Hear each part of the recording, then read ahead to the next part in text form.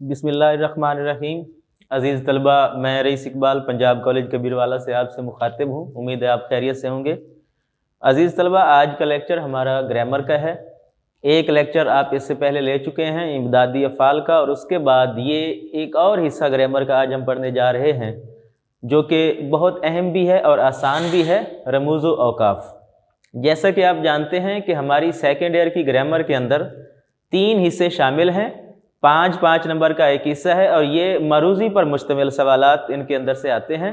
5 number इमदादी fail के, 5 number रमूज़ व औकाफ़ के और 5 नंबर मुताबिकत के असूल। आज हम दूसरा एक अहम हिस्सा पढ़ने जा रहे हैं, रमूज़ व औकाफ़। रमूज़ व औकाफ़ दरअसल 2 लफ्ज़ों का मुरक्कब है। एक लफ्ज़ हमारे सामने, अगर इस तरकीब को हम तोड़ें, मुरक्कब को अलग करें, तो 2 लफ्ज़ हमारे सामने आते हैं, एक रमूज़ और दूसरा औकाफ़।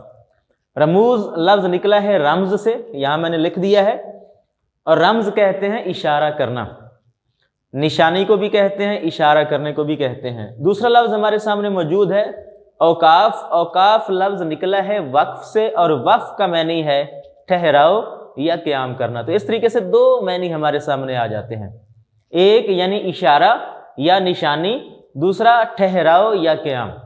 तहरीर हो, चाहे वो शेर हो, चाहे उसके अंदाज नसर का हो, तो उसके अंदर रमूज़ व औकाफ़ का इस्तेमाल किया जाता है।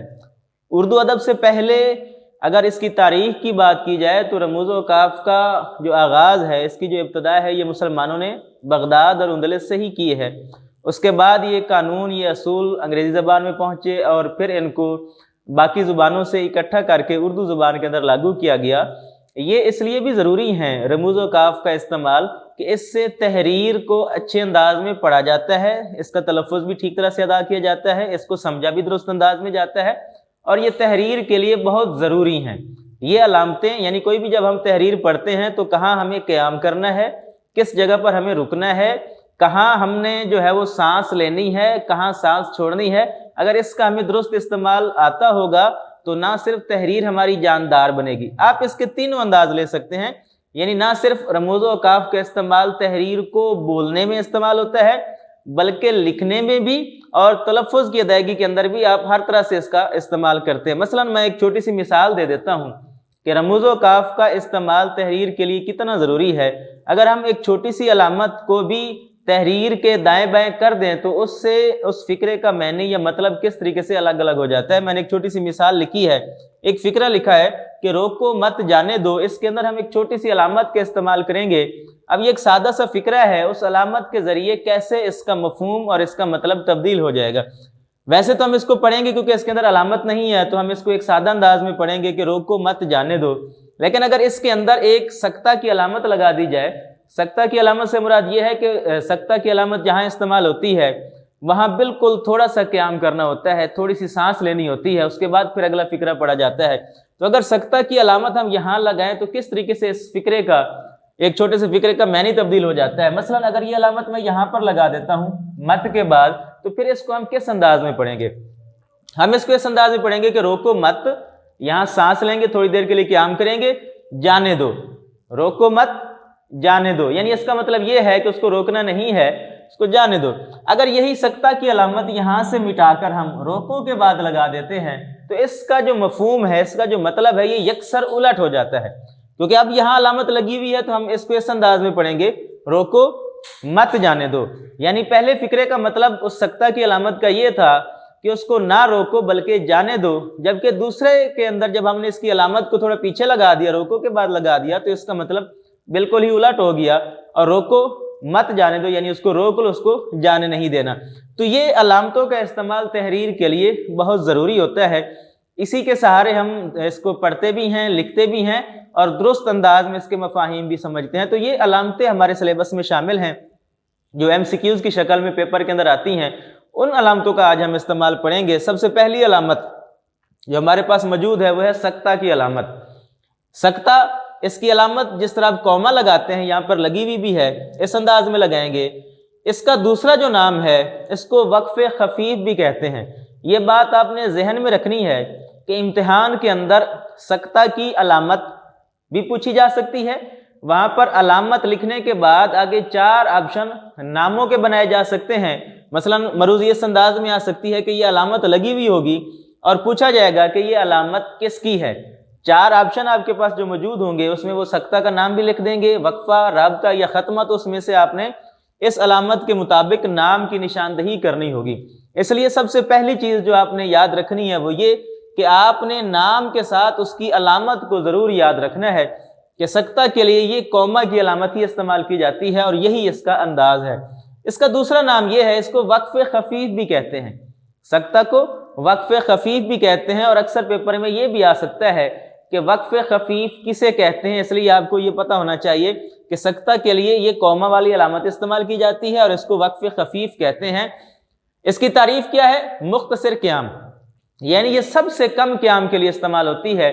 जब हम नाम लिखते हैं, जब हम इस्मा के दरमियान एक अलामत का इस्तेमाल करते हैं तो वो सख्ता की अलामत होती है, यानी सबसे थोड़ा क़याम जब हम करते हैं तो उसके लिए सख्ता की अलामत का इस्तेमाल करते हैं। मैंने मिसाल लिख दी है, जैसे ये कुछ नाम हैं कि असलम, अकरम और राशिद स्कूल गए, तो ये नामों के दरमियान ये सबसे मुख्तसर क़याम के लिए हम इस अलामत का इस्तेमाल करेंगे और जब हम इसको अदा करेंगे, इसको पढ़ेंगे तो उसका अंदाज़ भी वही बनेगा कि जैसे असलम, अकरम और राशिद स्कूल गए। आप इसको इस अंदाज में नहीं पढ़ सकते। अगर अलामत लगी हुई भी है और आप इस तहरीर को इस अंदाज में पढ़ें कि जी असलम, अकरम और राशिद स्कूल गए, तो ये गलत अंदाज है।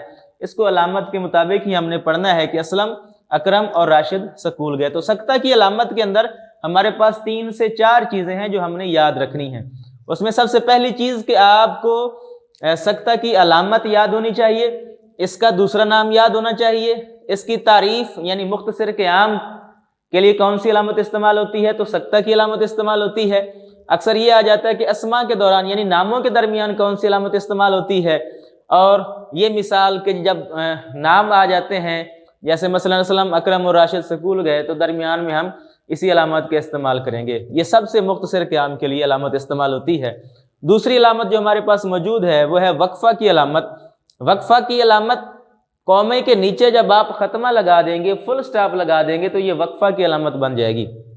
इसी अंदाज में बिल्कुल एक आप डॉट लगाएंगे, उसके ऊपर आप कौमा लगा देंगे। दूसरा नाम इसका है वक्फ़ा या निस्फ़ वक्फ़ या वक्फ़ निस्फ़ भी इसको कह सकते हैं। इसकी तारीफ़ क्या है कि ये सख्ता से ज़्यादा क़याम के लिए ये अलामत इस्तेमाल होती है। सख्ता बिल्कुल मुख्तसर क़याम के लिए अलामत इस्तेमाल होती है, जबकि वक्फ़ा सख्ता से ज़्यादा क़याम के लिए, जब हम वो एक एक लफ्ज़ था, यहाँ कुछ लफ्ज़ मिलेंगे, लफ्ज़ों के ग्रुप बनेंगे, तो दरमियान में आप कौमे की अलामत इस्तेमाल नहीं करेंगे, सख्ता की अलामत इस्तेमाल नहीं करेंगे, बल्कि उस वक्त आप वक्फ़ा की अलामत इस्तेमाल करेंगे। तो सख्ता से ज़्यादा क़याम के लिए इस अलामत का इस्तेमाल किया जाता है। मिसाल मैंने 2 मिसालें यहाँ पर लिख दी हैं। मसलन जैसा करोगे वैसा भरोगे। अब क़याम भी आपने बिल्कुल उसी तरह से करना है। यहाँ बिल्कुल मुख्तसर क़याम ठहराव था, यहाँ जैसा करोगे वैसा भरोगे। और ये एक लफ्ज़ नहीं है, बल्कि ये 2-2, 3-3 लफ्ज़ों के मजमूए हैं। दरमियान में आपने ये अलामत, बात एक आधे आप कह सकते हैं फ़िक्रे में है, दूसरे फ़िक्रे में उस बात का जवाब है। मसलन दूसरा जो मैंने यहाँ मिसाल लिखी है कि लाहौर पंजाब का, कराची सिंध का, कोयटा बलूचिस्तान का और पेशावर के का दारुल हुकूमत है, तो दरमियान में आपने सख्ता से थोड़ा ज़्यादा क़याम किया, तब जाकर आप इसको क्या कहेंगे, वक्फ़ा की अलामत। जब आप किसी तहरीर के अंदर इन अलामतों को देखें तो उस तहरीर को भी बिल्कुल इसी अंदाज में पढ़ें। अगर सख्ता की अलामत है तो वहाँ बिल्कुल 1 सेकंड का वक्फ़ा दें, थोड़ी देर के लिए क़याम करें, फिर अगली तहरीर पढ़ें। अगर वक्फ़ा की अलामत लगी हुई है तो उसमें सख्ता से थोड़ा ज़्यादा क़याम करें, इससे लफ्ज़ों की अदायगी आपकी दुरुस्त हो जाएगी। तीसरी अलामत हमारे पास जो मौजूद है वो है राबता की अलामत। राबता की अलामत, ये 2 डॉट आपने लगाने हैं। जैसे आपने यहाँ पर वक्फ़ा के अंदर एक तो फुल स्टॉप लगाया और उसके ऊपर कॉमा लगा दिया, लेकिन राबता की अलामत में दोनों आपने फुल स्टॉप लगाने हैं, एक ऊपर और एक नीचे।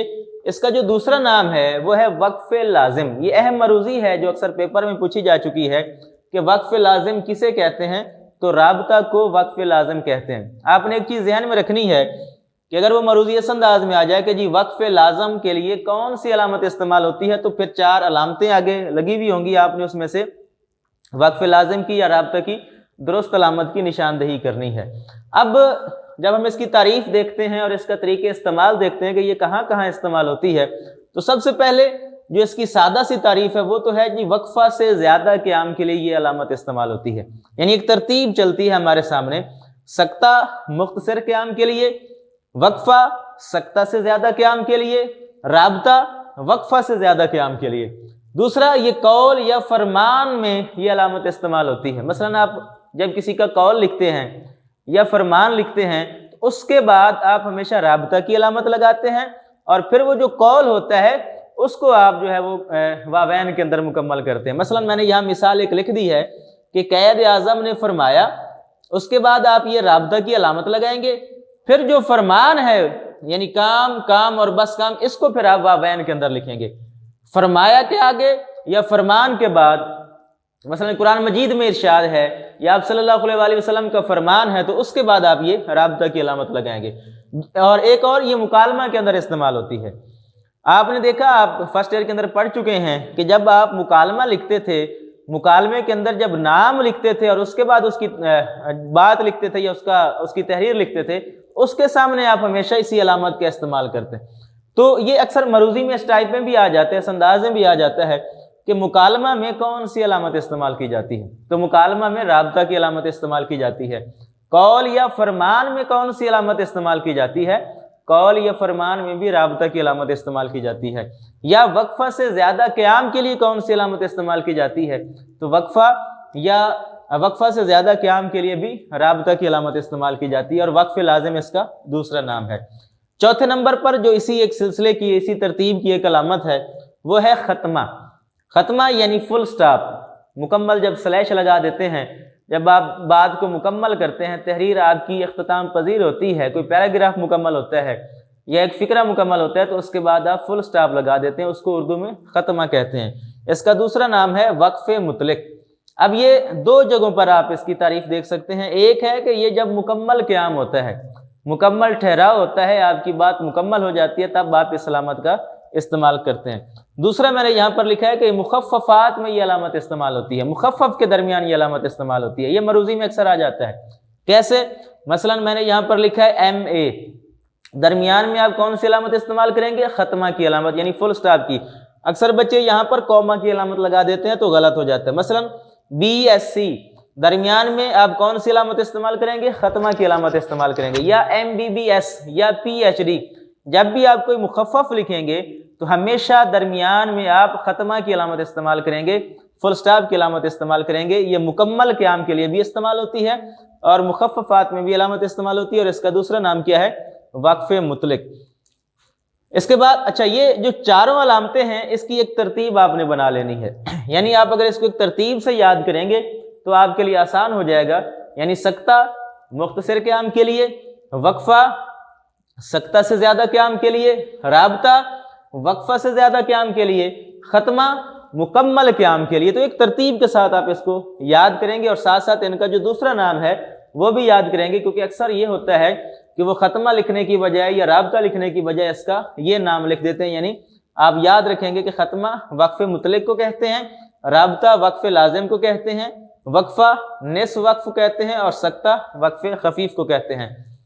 اس کے بعد جو پانچویں علامت ہمارے پاس ہے وہ ہے تفصیلیہ کی علامت۔ تفصیلیہ یہ علامت آپ اس کے لیے استعمال کریں گے، یعنی رابطہ کی علامت لگانے کے بعد آپ سلیش کھینچ دیں گے، تھوڑی سی لکیر کھینچ دیں گے تو یہ تفصیلیہ کی علامت بن جائے گی۔ جیسا کہ نام سے ہی ظاہر ہے، تفصیلیہ یعنی تفصیل درج کرنے کے لیے، وضاحت کرنے کے لیے، کسی بات کی تفصیل بیان کرنے کے لیے جب آپ علامت کے استعمال کرتے ہیں تو وہ تفصیلیہ کی علامت کہلاتی ہے۔ مثلا یہاں میں نے لکھ دیا کہ مندرجہ ذیل، جہاں تحریر کے اندر لفظ مندرجہ ذیل آ جائے، درج بالا آ جائے، تو وہاں پر ہمیشہ آپ تفصیلیہ کی علامت کا استعمال کریں گے۔ اسی طریقے سے سرخی دینے کے لیے اکثر مضمون کے درمیان یا مختلف مقامات پر، مثلا سیاق و سباق کی آپ سرخی دیتے ہیں، تشریح کی آپ سرخی دیتے ہیں، حوالہ متن کی آپ سرخی دیتے ہیں، شعر کا نام کی آپ سرخی دیتے ہیں، تو اس کے بعد بھی ہمیشہ آپ تفصیلیہ کی علامت کا استعمال کریں گے۔ تو یہ تین چیزیں یعنی مندرجہ ذیل یا درج بالا تفصیل بیان کرنے کے لیے، یا سرخی دینے کے بعد آپ جب یہ علامت استعمال کرتے ہیں تو وہ تفصیلیہ کی علامت اس کو کہتے ہیں۔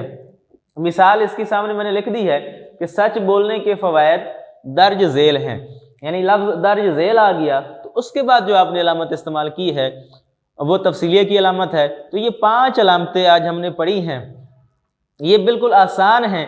आसान इसलिए हैं कि इसके अंदर अगर आप 3 चीज़ें याद कर लें तो ये आपके लिए बहुत ज़्यादा आसानी हो जाती है, और ये वो सवाल है कि जिसमें थोड़ी सी मेहनत से आप पूरे नंबर ले सकते हैं। 5 नंबर के MCQ इसमें से आते हैं।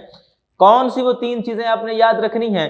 सबसे पहले तो आपने मसलन नाम है तो उसकी अलामत याद रखनी है और उसका दूसरा नाम भी याद रखना है। दूसरा उसकी तारीफ़ आपने याद रखनी है, और तीसरा उसकी मिसाल या तरीका इस्तेमाल आपको आना चाहिए कि ये अलामत किस जगह पर और कैसे इस्तेमाल होती है। तो ये मरूज़ी आप बिल्कुल कभी गलत कर ही नहीं सकते। ये बिल्कुल आसान और सादा सा सवाल है। उर्दू अदब के अंदर, तहरीर के अंदर और भी बहुत सारी अलामतें इस्तेमाल होती हैं कि जो कि हम अगले लेक्चर के अंदर पढ़ेंगे। इन अलामतों की तादाद तकरीबन 15 है। आपके जो सिलेबस के अंदर दी हुई हैं वो 10 से 12 हैं। हम कोशिश करेंगे कि इन सारी अलामतों का एक मुख्तसर सा जायज़ा ले लें ताकि आप इन अलामतों को अच्छे अंदाज में याद करें और आप अपना जो सवाल है MCQs का है वो बिल्कुल गलत ना करें। अगले लेक्चर तक के लिए मुझे इजाज़त दीजिए। अल्लाह हाफ़िज़।